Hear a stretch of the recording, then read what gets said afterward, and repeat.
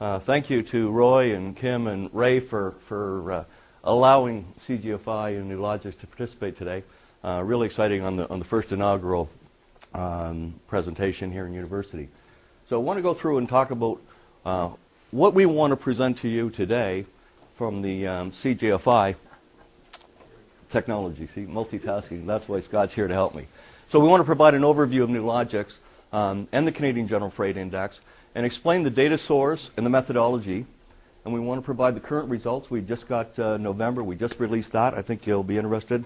And talk about some of the segment analysis and talk about how we interpret the data and how you can use that to your advantage. So first of all, just a little background as to who Nulogx is. We were founded in 1964. It started as a freight audit company.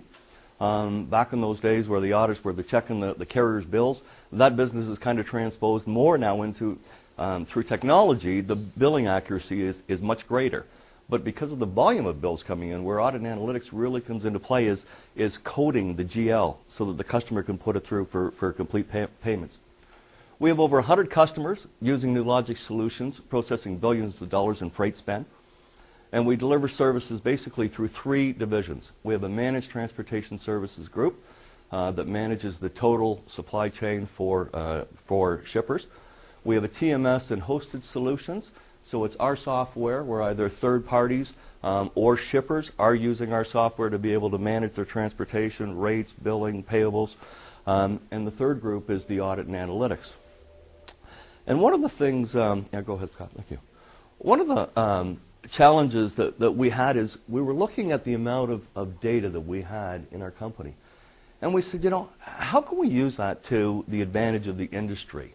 And when we sat down and started dissecting it, one of the challenges that I've had, and I'm sure you've all had, is that we're trying to get data to be able to figure out where the market's going. The data that you get is usually coming from U.S. data. It's not relevant to Canada, so you're trying to decipher it and figure it out. So I know when I've been running companies in the past, I go, you know, the salespeople come in and say, well, the rates are going down, and I'm going, well, that doesn't make sense. And I talk to a customer, and the customer's going, yeah, the rates are going down, and I'm going, well, nobody's telling me where the rates are going up. And then you have this separation between rates and fuel, and you're saying, well, where's it going in the marketplace? How do I benchmark this? So we said, let's take this data, and let's develop into the CGFI.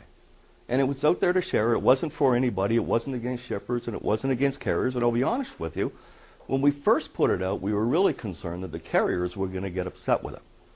The carriers were the first to jump on board. They were the ones that said, you know what, this is great. At least I'm getting unbiased information that allows me to know what's going on in the marketplace. How you choose to use it is up to you, but it's unbiased. So it's just another third-party information based on actual freight. So it's a great barometer of what's going on in Canada and on the Canadian transportation sector. And it really highlights changes being paid by those shippers. So it's not a rate base. It's not going to give you come out and say, here's what is going on dollar per mile. It is a trend. It's to say what's going on in that marketplace. Represents general transportation. It does not include bulk. It does not include flatbed or specialty services. So it's general freight. We publish it every month. We usually try to get those numbers out by the 28th, the end of each month. And it's a 3-month behind. Like I said, November just came out now. And it's based on our database of over 3 million transactions annually. So I thought we'd go in and look at the overall results. And so we've taken the data back all the way to November. And I think we're November, of 08. And we remember there was a couple of things going on. You had fuel going through the roof that peaked in August of 08.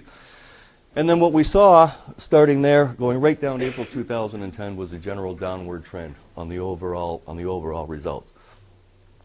Good news is we think we hit the floor in April 2010. And then we started to see an increase coming up, 8.2%. However, in November, October, we saw a slight downturn of about 3.5%. So a little bit of question mark there as to what's driving that and whether that's just a blip. But usually November, December, I thought would be a little bit stronger. So one of the biggest factors that we all deal right now is fuel. So, you know, the question is how much of the changes is fuel versus the actual base rate costing? So you can see here's where fuel is. Here's the trending right now up until November. So it's running about 14.7% on a blended rate. And I think the average, I think in November, truckload was around 17.8 and LTL was around 12.9, 13%. And this is probably one of the biggest challenges that we've had. And if you look at the trend, when fuel was going up, people were able to get that in the marketplace back in 08 and 09, and then it was going up and carriers were doing good, and there was a trade-off between your base rate and your fuel. And then all of a sudden it went down, and when it went down, it went up slowly, but when it went down, it came charging down. And I think a lot of people in the industry were scrambling around to say, hey, wait a second, I need to understand my base cost and make sure that I separate and understand what my fuel cost is and my base rate and make sure that I'm getting paid on my base. So as a result, we saw that fuel coming down, and then maybe we'll just jump over to the next slide. And so you can actually see that through this period, the base rates were actually starting to go up. So it was almost like an oxymoron going on there in the marketplace. You had fuel going down, base rates were going up. And we do think that the industry, on both sides of the buying and selling, did a really good job of transitioning that into let the costs fall where the costs fall, and because a lot of people were making money off the fuel, and they're now making money off the base rate. So we do think that was a good transition. So you can see that it went up and then it declined, and then it went back up year to date. So the overall base rates went up another 5%, not from here to here. However, we saw a slight drop in November.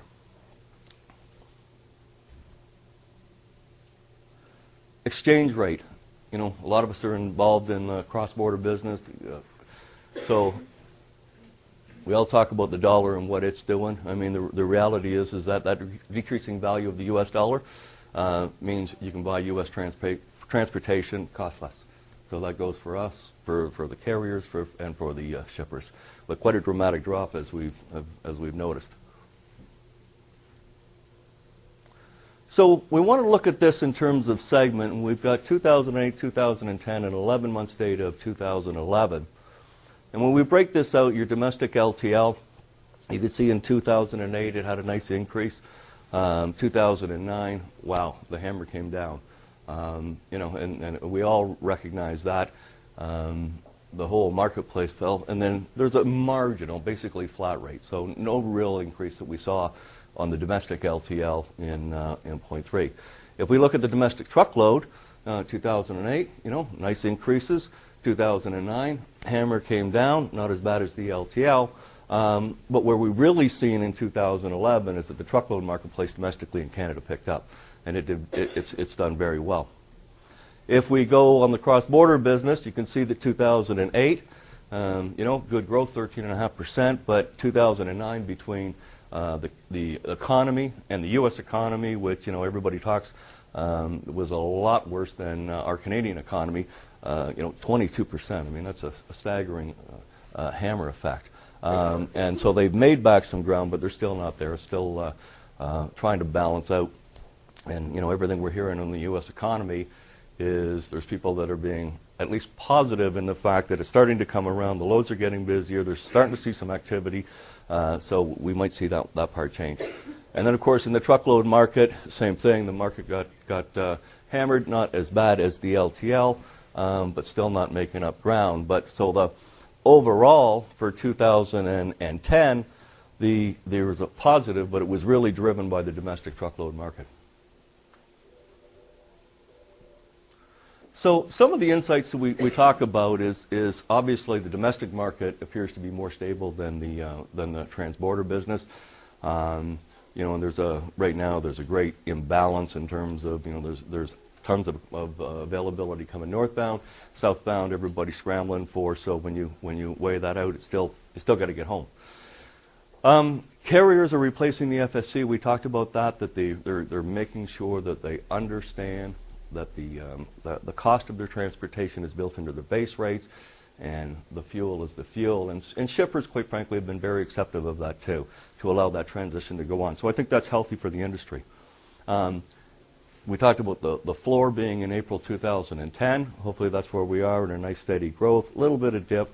I think our biggest concern that everybody's going to have, and the unknown factor, is where's fuel going? because it's such a wild card right now. It's all over the place, and we've seen that continue to move up. So the logical conclusion that we saw was not only did you have that fuel going through the separation between your fuel surcharge and the base rates, but in 2009, when the hammer was down, we saw a lot of, in the truckload marketplace, we saw a lot of rationalization of capacity. So even though that hurt, I think people got it into perspective. So one of the question marks that we're going to be looking for is what's going to happen as the economy picks up, more capacity comes into play. So it's when you get those spikes that go up and down, that's really hard to do your capacity, and it throws pricing all out of whack. So hopefully, for everybody's sake, it's a consistent growth. LTL providers with fixed capacities, we see them competing for volume, and as a result, that's why there's only 0.3% increase, relatively flat. Everybody's out there challenging because they've got buildings to fill. And we're also seeing an increase in the spot market, and just like load surfers saying, right? They're seeing that.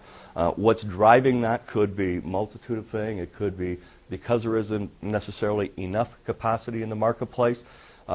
People are scrambling around to look for backups and alternatives, or you may have people that are just trying to be a little sharper with the pen and saying, hey, you know what? I'm going to tender more freight into the spot market. That we don't know. That would only be a thought and perhaps one that's going to happen in the market. So how can the CGFI help you? One of the things is it measures the Canadian costs. So it's relevant to us. It's not a U.S.-based index, but it's relative to us. So it really helps us in understanding our marketplace. It's a comprehensive economic factor. I mean, transportation is the backbone of the country. I mean, I always say to somebody, show me something that hasn't moved on a truck at least once. And when you say that to people outside of the industry that aren't in transportation, they stop and they go, and they think about it, and they realize just how dynamic transportation is. So that, and that part of the background, we have a huge impact as a transportation industry in the economy. It assists in the creation of budgets and various explanations. And one of the things that we saw when the economy crashed was, companies were absolutely trying to understand, their budgets, why they're not hitting their numbers, where their costs are. So when you have something like this, it can tell you, we got a lot of calls from shippers and carriers alike saying, you know what, can you tell me how our transportation costs compare to the index? And so we have the ability to be able to run those trend reports. But in essence, what happens is in some cases, some people are doing really good, and in other areas, they may be only doing good in a section. They might have a section, and when you break it down and you identify between truckload and LTL, it allows them to say, okay, there could be a multitude of reasons. It might not just be bad rates, but it allows them to focus in on an area that needs attention. So, and quite frankly, I mean, I think there's a lot of people that were out there scrambling, especially with some of the stuff that have gone on through the auditing process from a financial perspective, that people want to get something that they can compare to see how their company is faring in relationship to others. We're seeing it going into carrier negotiations, and we're seeing it going into shipper negotiations. So annual contracts come due. The carrier comes in and says, well, I want a 4% increase. Well, what are you basing that on? Well, my costs have gone up by 4%. Well, okay. But that's going against the market. Or it supports. Hey, here's what's going on in the market. Here's an outside factor. And what's really good about this is that it does separate your base rates and your fuel. So if your fuel is, if you're getting 18% fuel and the average is in here at 14.7, then you're doing really good. But you also have to look at it and say, boy, I've got an exposure there. Because at the end of the day, it all boils down to what the total is going to be paid. So it gives you that indicator. It tells you what's going up, whether base rates are going up and fuel's going down. So it's just a good cross-reference. And that's pretty well it.